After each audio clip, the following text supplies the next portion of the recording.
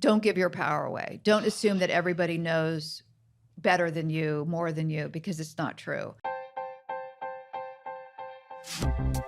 It's sort of the entertainment industry equivalent of starting a business. You know, I was like, I'm going to create my own show. And my agents were like, oh, no one's going to buy your show, you know? And I was like, we'll see. We'll just see. And I sold both of them and I had the best time. You know, I was in charge of everything. Like I was the star of it. I wrote it. I didn't direct it, but I was certainly all up in his business to the point where he was like, oh God, Ali's coming over to look at the monitor. But I loved controlling the whole thing. You know, as a creative person, to control the whole thing is like, you hardly ever get to do it. But when you do, it's the greatest thing ever. So, but again, everyone was like, you can't create your own show. No one's going to buy a show from you. You're not J.J. Abrams. You're not whoever.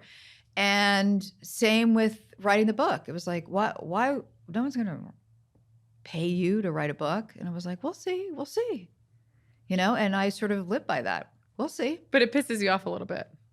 It pisses me off, but I use... in a productive way. Yes, I use that in a productive way. Biggest learnings from both or either? Like, were there surprises? I am surprised by how much I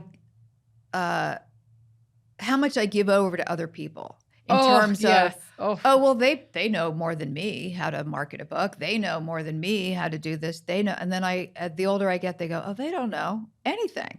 They don't know. I'll do it. I'll figure it out. I'll market my book.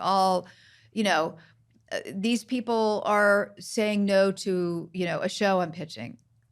They're wrong. They don't know what they're talking about. I mean, I'm not telling people who are listening to do this, but I have a few times pitched a show that executives are like, no, that's not in our mandate.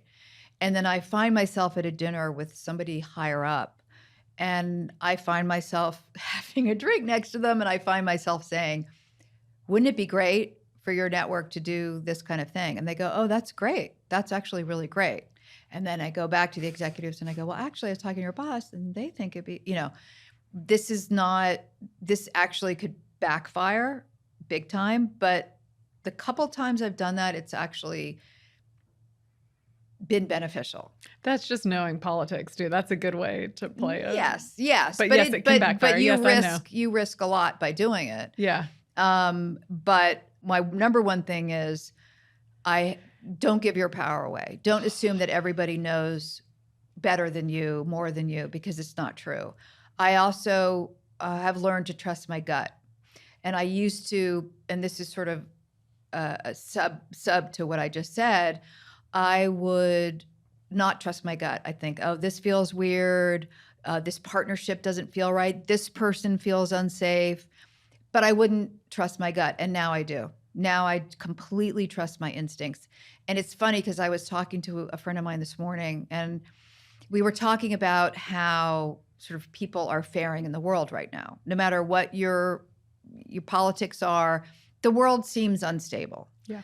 And she said, and I'd say this to my husband and he says, I'm being hysterical. And I go, trust your gut. What do your instincts say? Because women have much stronger instincts than men. They just do. And in certain situations, like when raccoons had snuck into our kitchen, my instincts were, I know what to do in this situation. And George was go back to sleep. And I was like, no, I'm getting a baseball bat. I'm also going upstairs to get the baby because I once read that raccoons smother baby. Like my instincts were protect the children, get out of the house. Like they're just there. They're naturally there. And I don't think women trust them enough. Yes.